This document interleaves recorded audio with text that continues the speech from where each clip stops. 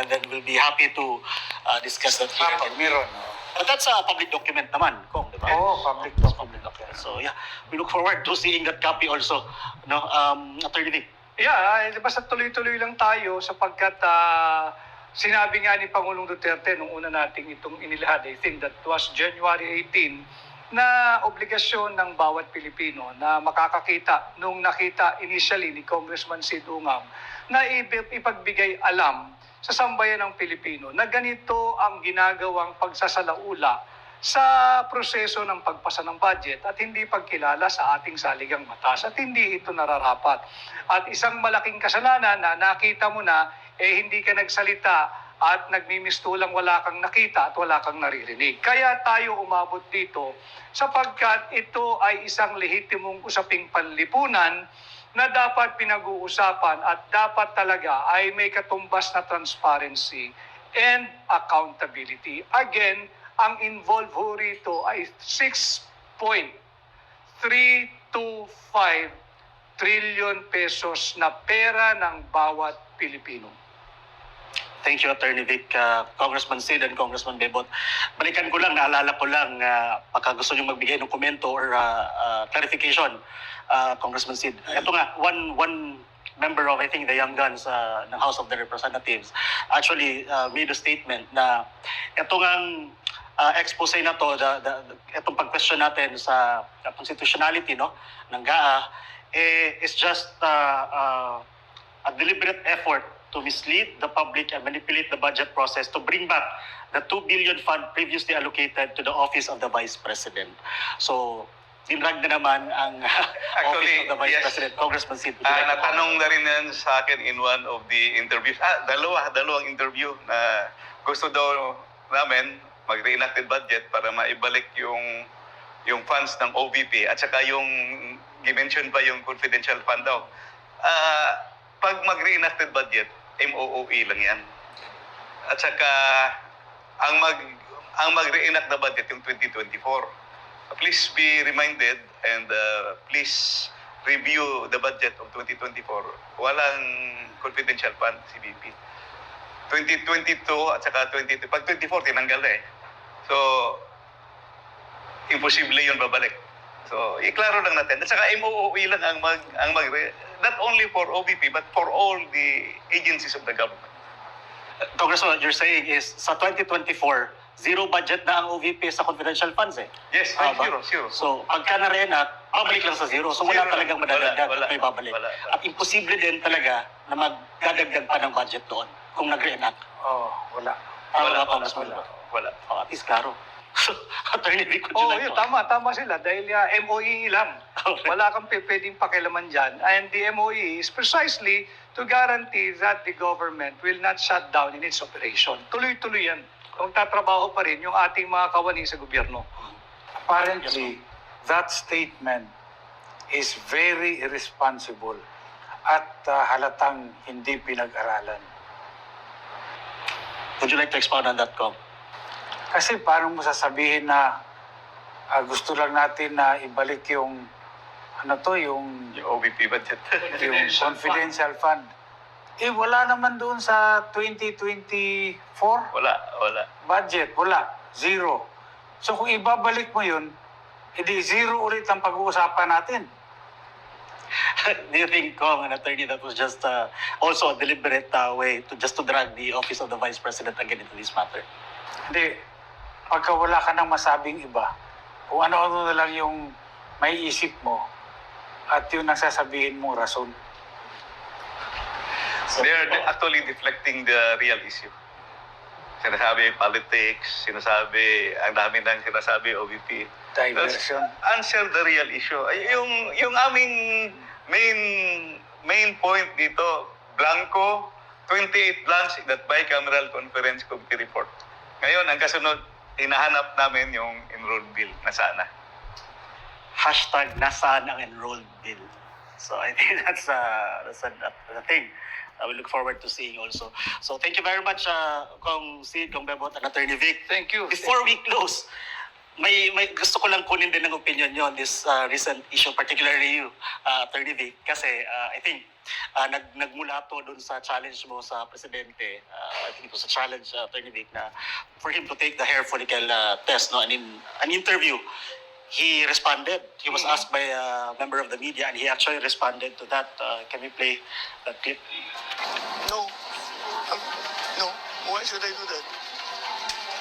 That's- What they say, public trust, public office, public has nothing to do with a follicle test, please. There's no, wala namang connection yung sinasabi niya. He's always had that weakness every time when he was still working for me. If he believed in what he was saying, why did he work for me? Thank you. Attorney Vic, yun nga daw, nagtrabaho ka din naman daw sa kanya. And tama naman, di ba? Tama, hindi naman pwede itanggi yun. Correct. Kaya yung punto niya doon, hindi siya magtitake ng hair follicle test kasi nga naman daw, public office, public trust has nothing to do with that You hair know, follicle test. when understood in its proper context, in fact, I was trying to be helpful. I never posed a challenge on anyone, not on him.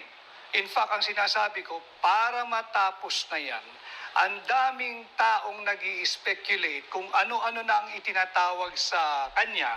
At ako, somehow, I feel responsible because ako rin sinisingil eh.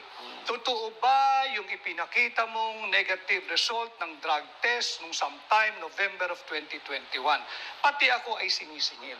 At sinasabi ko nga, para matapos na yan, let him undergo an open, fair, transparent, and credible hair follicle drug test. At nagpagkayan ay nagnegatibo, o edi mabuti, hanapin niya lahat no nag-akusa sa kanya. At sabi ko nga, a little bit brutal, sampalin niya kasi he was maligned. O ito, negative na test ko. Ito yan, manahimik na kayo. Ngayon, kung iba naman ang resulta, we're not about to condemn anyone. Dahil lahat naman ng na-involved dyan ay biktima. Hindi natin para kondinahin at hindi para sa husgahan.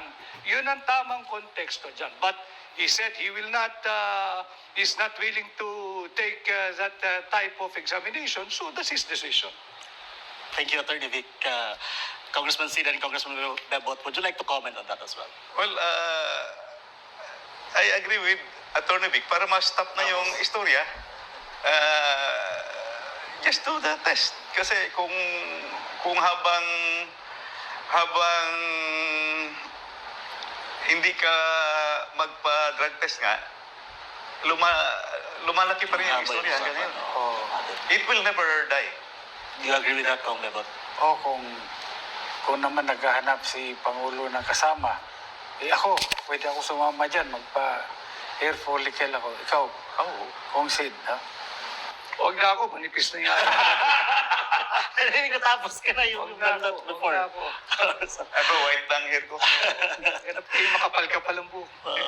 Well, anyway, that's something that would like to, very, very interesting din.